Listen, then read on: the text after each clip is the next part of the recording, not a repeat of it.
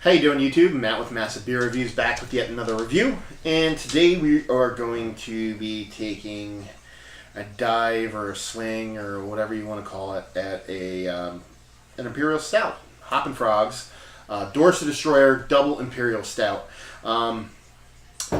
If you've watched any of my reviews, I am a big label guy. I love how labels look, and some turn me on, some turn me off. And actually judge a lot of beers based on whether I dig the label or not.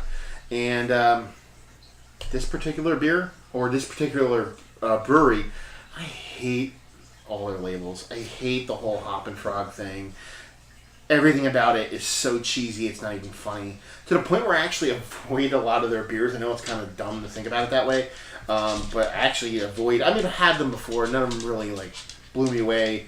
So it's a coupling of me not being impressed by the labels, which I know, like I just said, is kind of a little bit childish and dumb. And none of their stuff really blowing me away. But at the urging from Paul from PA Brew News, if you don't check him out on YouTube and watch his reviews, definitely check him out. Awesome dude. At his urging, more like a strong arming, he's really urged me to give this a whirl because this is one of his faves. So I actually just got back from doing some reviews with him at his beautiful home with his beautiful family and his buddy Joe from upstate in Buffalo. So I figured we were doing some reviews earlier.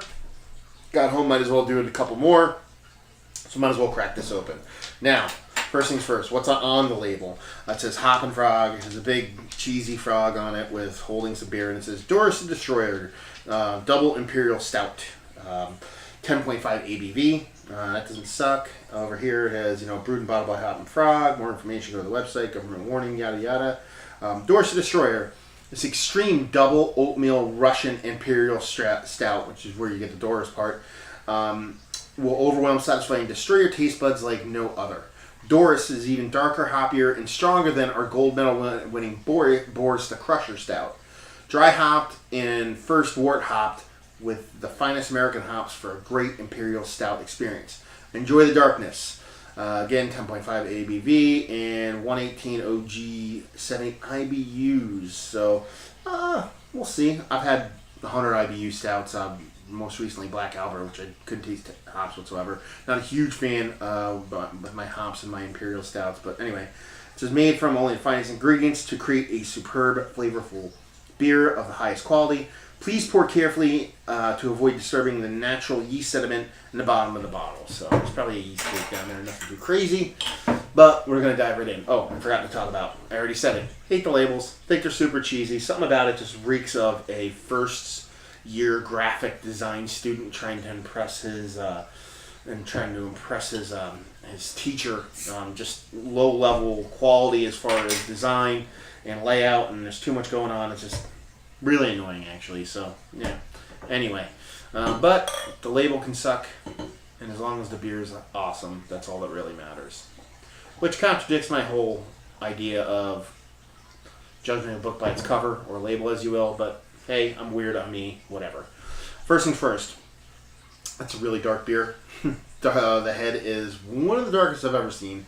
It's not even, I don't even know what to call the color of the head. It's just uber dark. The beer itself, I couldn't tell if you have thickness or body or whatever, because it is jet black as could be. Not even a ruby-ish red. It's just dark. So you had a nice head, probably about 2 fingers when I first poured it, but it's receding nicely. Looks like it's got a nice creaminess to it, and body-wise, it's just black. So it could be thick or it could be thin, just jet black. Chances are it's thick since you can't see any light through it. Anyway, let's see what she has nose-wise.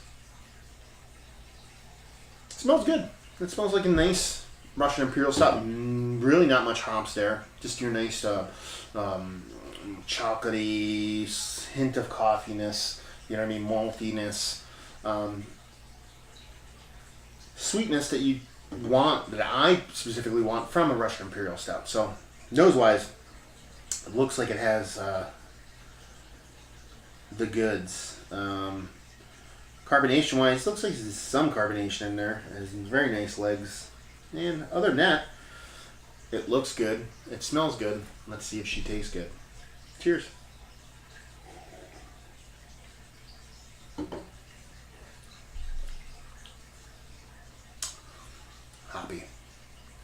Very hoppy. Bit of coffeeness there. A little bit of dark chocolates. A little bit of maltiness, but it's very hoppy. You can definitely taste dry hopping there. Dry, not just dry hopping, but the hopness is dry. You know, and it kind of, for me specifically, in my case, it doesn't do a ton for me, that hop. It's a nice beer, but I don't know, something about it just leaves me wanting. Maybe to dial that hop back a little bit, add a little bit of sweetness to it. Not quite sure, but it's a good beer. Just doesn't blow me away. I expected a little bit more, and it's left me wanting. Kind of like the label.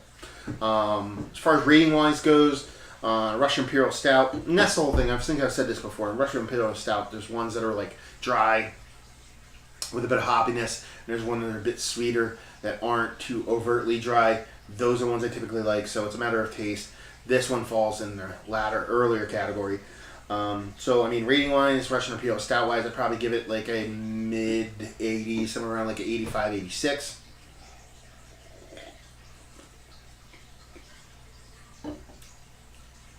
Yeah, somewhere right around there. Because of that overt hotness that I'm not a big fan of. As far as value-wise, I forget what I paid for this. $12. $12 for a beer. I mean, it's still a good beer. I mean, that's 85, 86 is not a score to laugh at. So, for, you know, $12 for a beer that magnitude, bomber-wise, that's a pretty nice deal. So you're looking at like a 7, 8 on the scale of for value. As far as availability, typically I can get most of the Hoppin Frog stuff anywhere around in this area. So availability is the same thing, right up there in the 8 range. Usually I could find it, not everywhere, but even in like Wegmans, places like that, typically carry Hoppin Frog stuff. So, you know, across the board, easy to get, really decent value, and it's a good beer. If you like Russian Imperial Stouts that sway towards the drier, hoppier side, this would probably blow your doors off. If you're someone that's a big fan of, you know, like Black Albert or Courage Imperial Stout, things like that, you might want to not steer clear of this, but just know going into it, it's going to be one of those more drier, hoppier style Russian Imperials. So, yeah, overall nice beer. You know, 86 and 8s across the board on value and availability.